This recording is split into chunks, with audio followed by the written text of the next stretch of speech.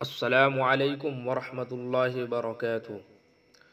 دوستو، آج کی ویڈیو میں ہم جامع مسجد قرطبہ کے بارے میں بات کریں گے۔ پہلے پارٹ میں ہم نے قرطبہ شہر کی تاریخ پر مختصر روشنی ڈالی تھی۔ دوستو، میری آپ سے ریکویسٹ ہے کہ ویڈیو کو آخر تک دیکھنا۔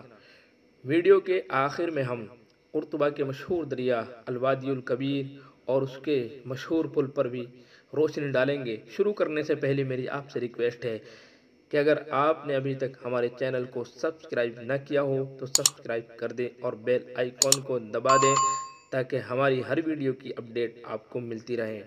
چلیے شروع کرتے ہیں۔ جامع مسجد قرطبہ۔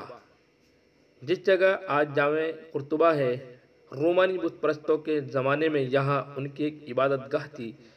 جب اسپین میں عیسائی مذہب پھیلا تو انہوں نے اس عبادت گاہ کو گرا کر یہاں ایک کلیسا یعنی چرچ تعمیر کیا، جو ونسنٹ کے نام سے مشہور ہوا۔ جب مسلمانوں نے قرطبہ کو فتح کیا تو تقریباً وہی صورت پیش آئی جو دمشق کی فتح کے وقت دمشق میں پیش آئی تھی۔ جس طرح دمشق کا کلیسا آدھا آدھا تقسیم ہو گیا تھا، اسی طرح قرطبہ کے اس کلیسا کو شرائط صلح کے بعد دو حصوں میں بانٹ دیا گیا۔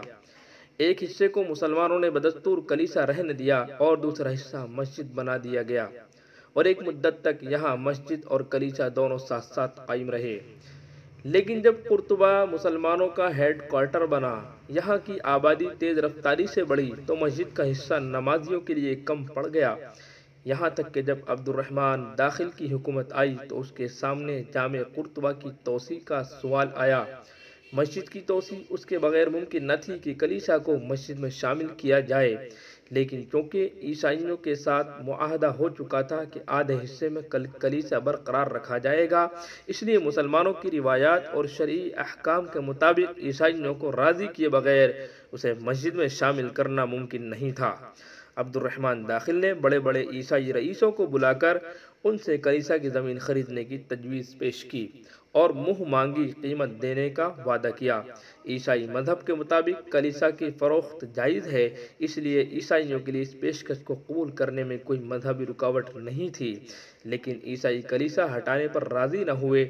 کافی دن تک انہیں راضی کرنے کا سلسلہ جاری رہا۔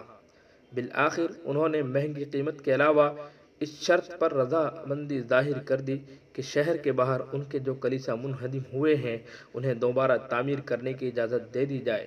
عبد الرحمن داخل نے یہ شرط منظور کر لی اور اس طرح یہ کلیسا کا حصہ بھی مسجد کو مل گیا۔ وسیع زمین حاصل کرنے کے بعد عبد الرحمن داخل نے جامع قرطبہ کی تعمیر دوبارہ از سر نو شروع کی۔ مسجد کا نقشہ بڑا عظیم الشان تھا اور دمشق کے ایک ماہر فن یعنی انجینئر نے تیار کیا تھا۔ اسے پایۂ تکمیل تک پہنچانے کے لیے لمبی مدت درکار تھی، لیکن عبد الرحمن داخل تعمیر شروع ہونے کے بعد 2 سال ہی میں انتقال کر گیا۔ اس کے بعد ان کے بیٹے ہشام نے تعمیر کا سلسلہ جاری رکھا اور 6 سال میں 80,000 دینار خرچ کر کے اسے مکمل کر لیا، اور بعد میں خلفائے بنو امیہ اس مسجد میں مزید توسیع کرتے رہے، یہاں تک کہ 8 مرحلوں میں یہ اپنی انتہائی شکل کو پہنچ گئی۔ جامع قرطبہ کا اندرونی حصہ اپنی وسعت اور حسن کے لحاظ سے ممتاز تھا۔ شاید ساری دنیا میں آج بھی مسجد کا مسقف حصہ اتنا وسیع اور نہیں ہے، اور یہ سارا حصہ صف در صف بنے ہوئے خوبصورت دالانوں پر مشتمل ہے، جن کی چھتیں گنبد نما ہیں اور دونوں طرف سنگ مرمر کے خوبصورت ستونوں کی لائنیں دور دور تک چلی گئی ہیں۔ مسلمانوں کے زمانے میں اس مسجد کے کل ستونوں کی تعداد 1671 تھی۔ مسجد کا کل رقبہ 33,150 مربع ذراع یعنی ہاتھ تھا۔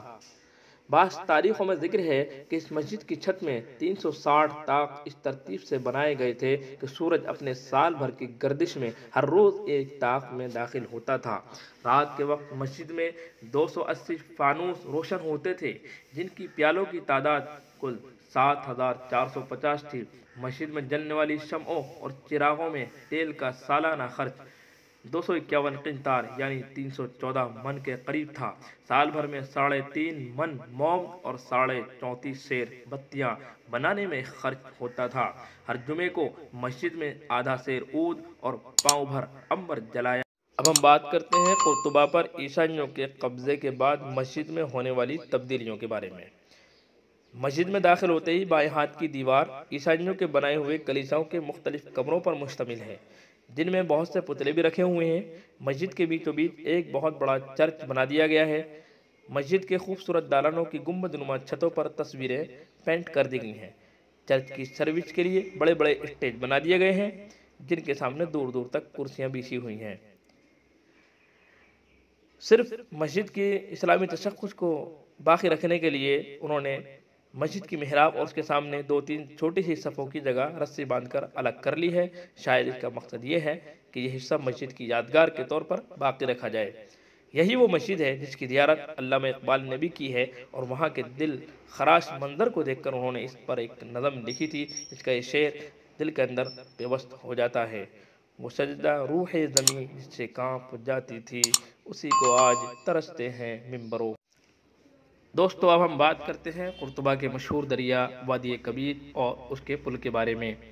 شہر سے باہر وہ مشہور دروازہ باب القنطرہ جو کہ اب باقی نہیں ہے، اب نیا دروازہ ہے۔ اس کے سامنے جو سڑک ہے اسے پار کرتے ہی یہ دریا ہے، اور اس کے اوپر ایک پل ہے جو بوسیدگی کی وجہ سے بہت خستہ حالت میں ہے۔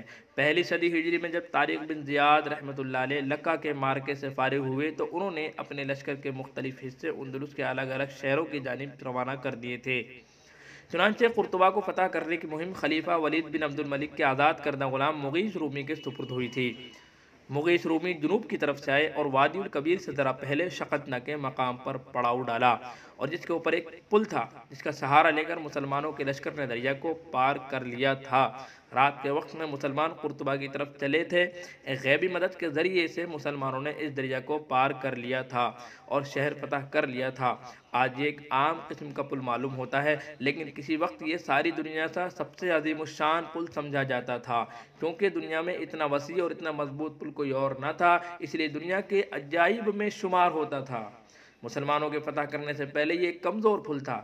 خلیفہ عمر بن عبد العزیز رحمۃ اللہ علیہ کے زمانے میں ان کے حکم سے اندلس کے گورنر سمح بن مالک خولانی نے وادی الکبیر پر ایک مضبوط پل تعمیر کروایا۔ اس وقت کے ایک ماہر انجینئر عبد الرحمن بن عبد اللہ الغافقی کی نگرانی میں یہ پل تعمیر ہوا۔ اس کی لمبائی 800 ہاتھ اور چوڑائی 40 گز تھی، اور یہ دریا سے 60 ہاتھ اونچا تھا۔ اس وقت دنیا بھر میں اس پل کی کوئی مثال نہیں تھی۔ اس پل کے جنوبی یعنی دکشنی کنارے پر ایک پرانا قلعہ ہے جو رومانی دور میں تعمیر ہوا تھا اور کالی گیورس کہلاتا تھا۔